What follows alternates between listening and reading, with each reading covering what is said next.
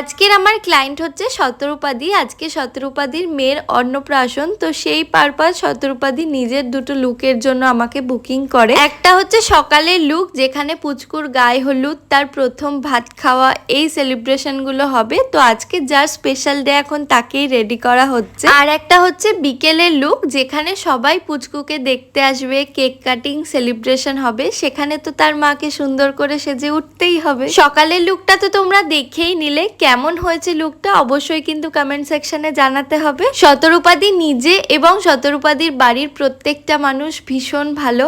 আজকে আমি একদমই লাঞ্চ করতে চাইছিলাম না, এক প্রকার জোর জবরদস্তি আমাকে লাঞ্চটা করানো হয়েছে। তারপরেই আমরা লাঞ্চ করে চলে আসি। এখন আমি বিকেলের লুকটা ক্রিয়েট করব। শতরূপাদির আমার থেকে তেমন কোনো ডিমান্ড ছিল না, আমি নিজের মতন করে দুটো লুক ক্রিয়েট করে দিয়েছি। তো এটাই হচ্ছে বিকেলের ফাইনাল লুক। কেমন হয়েছে দুটো লুক অবশ্যই জানিও।